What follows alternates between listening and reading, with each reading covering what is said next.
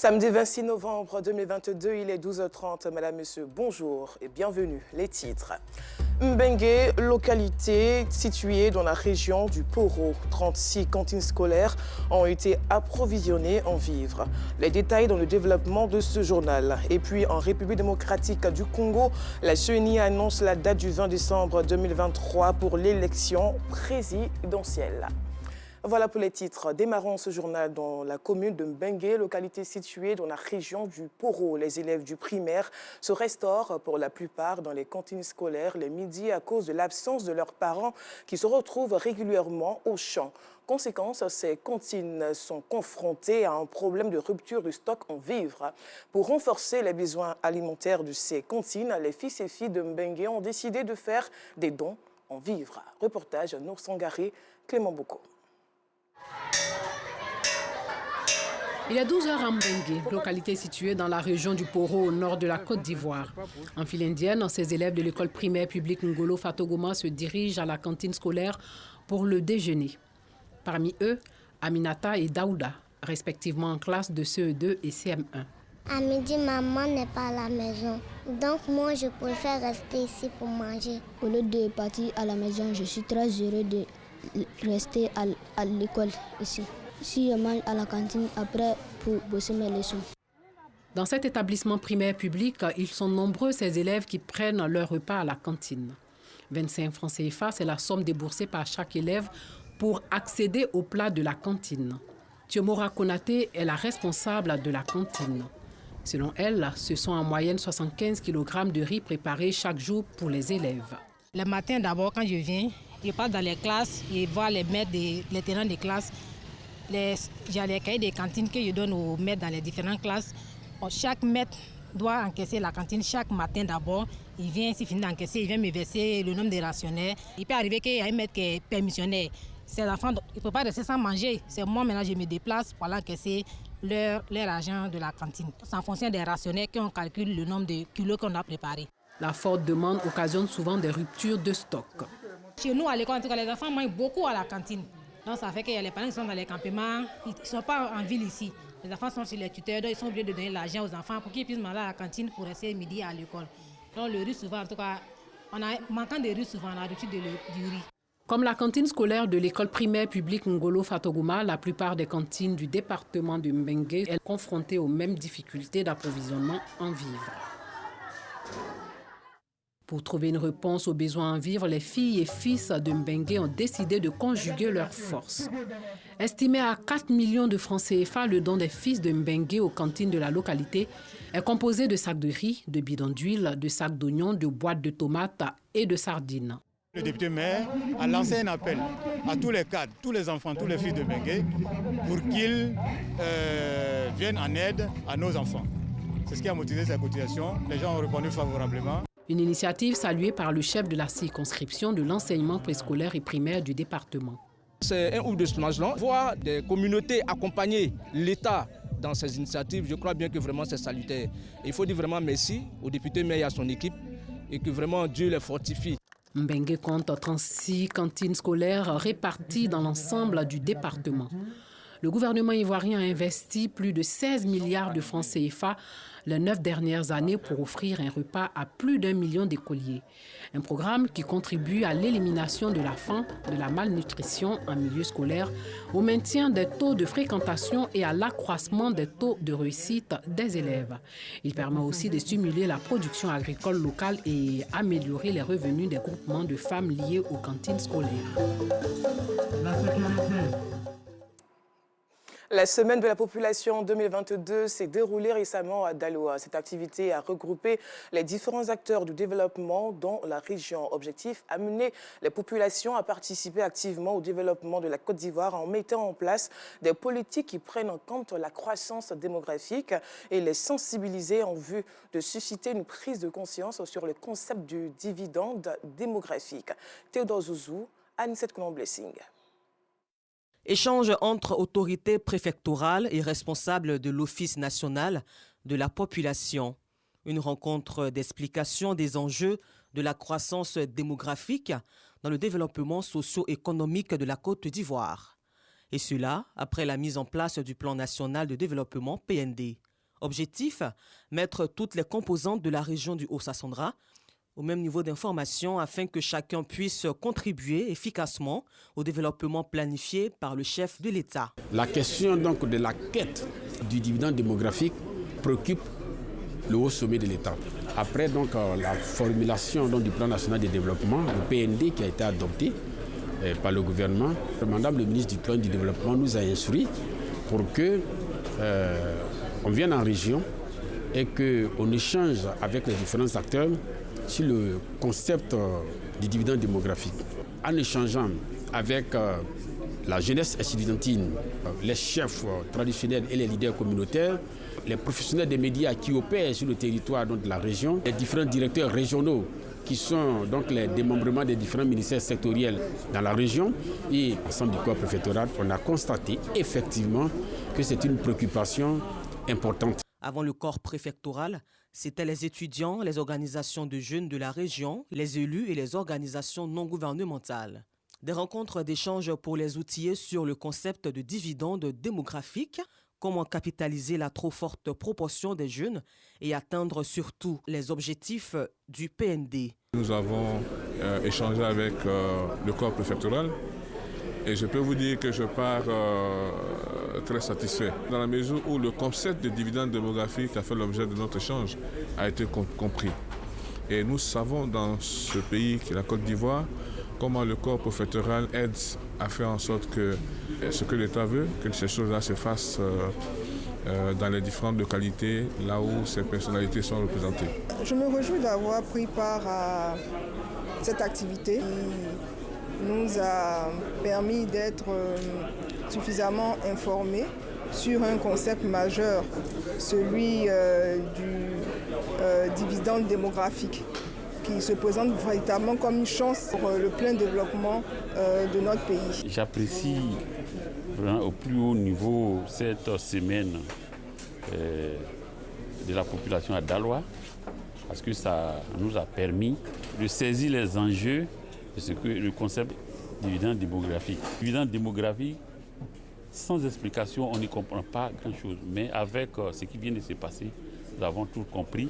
Et surtout la mission qui est la nôtre en tant qu'autorité administrative. La semaine de la population à Daloa a permis à tous les acteurs de la région de prendre conscience des défis et enjeux à dimension démographique du développement socio-économique. De retour à Abidjan, précisément dans la commune de Yopougon, l'association des secouristes professionnels de Côte d'Ivoire a organisé la 6e édition du séminaire de formation à l'attention des forces de l'ordre et de sécurité de Côte d'Ivoire à la caserne de la cité BAE de la commune. Cette formation en période de fête de fin d'année vise essentiellement à inviter chaque membre du corps à intervenir avec efficacité et professionnalisme en cas d'urgence. Yacouba Koulibaly. À l'approche des fêtes de fin d'année, les cas d'accidents sont récurrents. La population civile n'est pas à l'abri de ces accidents. Pour les secouristes professionnels de Côte d'Ivoire, prévenir les dérives susceptibles de causer la désolation est un impératif. Ils sont donc en action. Avant d'éventuelles interventions sur le terrain, ils se forment pour maintenir et garantir une synergie d'action entre les forces de l'ordre et de sécurité, toutes tendances confondues. Des opérations de techniques d'intervention rapide sont enseignées à la caserne de la cité des BAE de Yopougon. C'est une formation qui vient à point nommé, puisque notre mission régalienne même, c'est de faire le sauvetage en mer. On ne peut faire du sauvetage que lorsqu'on a des rudiments nécessaires, lorsqu'on sait poser des gestes adéquats pour sauver une vie humaine. Ils doivent connaître comment protéger, comment alerter et comment secourir. Donc cette formation, ils ont appris beaucoup de gestes, ils sont prêts à intervenir devant n'importe quel cas, ils sont opérationnels actuellement. Cette formation a de nombreux avantages, celui de sauver des vies. Les forces de la sécurité que nous avons choisies sont toujours en première ligne. Et c'est ceux-là même qui sont aujourd'hui face aux grands bandits. Et aujourd'hui, à nos frontières, vous voyez que le djihadisme, le terrorisme s'est répandu. Avec ces accidents, ces traumatismes balistiques et autres, qu'est-ce qu'on peut faire? Si c'est un club montre que les gens de premier secours afin qu'ils puissent intervenir au cas où. Une initiative saluée par le représentant du directeur de l'Office national de la protection civile. Du directeur général de l'Office national de la protection civile nous a instruit de venir soutenir les secouristes professionnels. Parce que le travail qu'ils font, c'est une mission régalienne de l'État, c'est-à-dire la vulgarisation du secourisme au sein de la population ivoirienne. Pour assurer la sécurité des personnes en période des fêtes de fin d'année, les initiatives sont multipliées par le Collège de forces de l'ordre et de sécurité. Cette année, ce sont 3000 forces de l'ordre qui sont mobilisées pour la cause. Le siège de l'UNESCO, situé dans la commune de Cocody, a accueilli le lancement officiel de la 4e édition du concours de beauté dénommé Miss Ivoire Culture. Ce concours marqué par les talents culinaires des candidates et la parfaite maîtrise des langues maternelles a pour objectif la promotion et la valorisation du patrimoine culturel ivoirien. Yacouba Koulibaly, Anne-Seth Colomb-Blessing. Sur les 18 candidates en lice pour la 4e édition du concours Miss Ivoire Culture, 4 d'entre elles ont répondu présentes ce mardi 22 novembre à la cérémonie de lancement. Consciente des enjeux, la porte-parole des candidates indique les défis à relever. Montrer au monde entier que la culture ivoirienne est une culture qu'on peut valoriser, qui peut aller loin. D'abord, savoir préparer, connaître ta langue paternelle ou maternelle, connaître les traditions de chez toi, la coutume de chez toi. Une occasion pour Morissette Kwasi, l'organisatrice principale, de lancer un appel. En tant que jeunesse ivoirienne et africaine, c'est juste de s'habituer, de s'adapter à nos cultures en fait. Parce qu'on a remarqué aujourd'hui que nous sommes plus fixés sur l'Occident. Pourtant, nous sommes des Africains. Et nous avons le droit quand même d'aller un peu au village, connaître comment vivaient avant nos parents en fait, nos ancêtres, tout ça. C'est ce qu'on peut dire aujourd'hui à nos autorités, de vraiment se focaliser sur la culture. Une initiative saluée par la représentante de l'UNESCO, partenaire du concours Miss Ivoire Culture. Miss Ivoire Culture épouse les idéaux de l'UNESCO. Nous sommes dans un monde interconnecté et la plus-value de chaque pays, de chaque communauté, c'est de promouvoir son patrimoine culturel. L'ancrage que Miss Ivoire Culture a accepté de mettre en valeur, et vraiment nous avons adhéré à ces idéologies. La 4e édition du concours Miss Ivoire Culture est placée sous le thème de la lutte contre les grossesses précoces en milieu scolaire. Pour décrocher la couronne, les candidates doivent, en plus de leur beauté, prouver leur talent culinaire le 26 novembre à Guessidje, non loin d'Azaguié. Allez, cette note triste dans la cité des Antilopes, à Bweti-Tapia, un village de la sous-préfecture de Daloa. Les populations de ce village ont été surprises par la découverte macabre du corps sans vie du chef du dit village, Théodore Nyonka Odje. Chef depuis 2008, a été découvert mort par pendaison. Maïssa Kogei. Consternation et tristesse à Bweti-Tapia, village situé à 11 km sur l'axe Issia-Daloa, au sud-ouest du pays. Le chef de cette localité, Théodore Odje Nyonka, a été retrouvé mort, visiblement par pendaison, à quelques encablures de son lieu d'habitation, comme le confirment ses proches. J'ai appelé mon papa pour qu'on mange, parce que d'habitude, même peu importe s'il est au bord de la route, que tu cries son nom, chef, il vient. Non, je l'appelais papa, chef, papa, il ne répondait pas.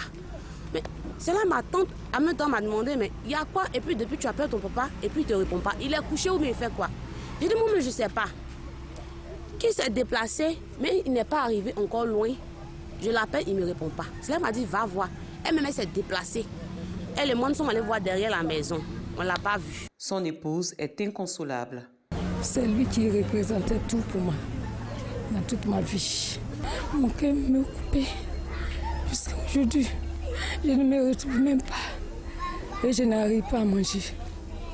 Je me demande, je me pose des questions. Je n'arrive pas à comprendre. Pour les habitants de Bweti-Tapia, Théodore Odje Nyonka était un homme paisible, aimable et un bon chef.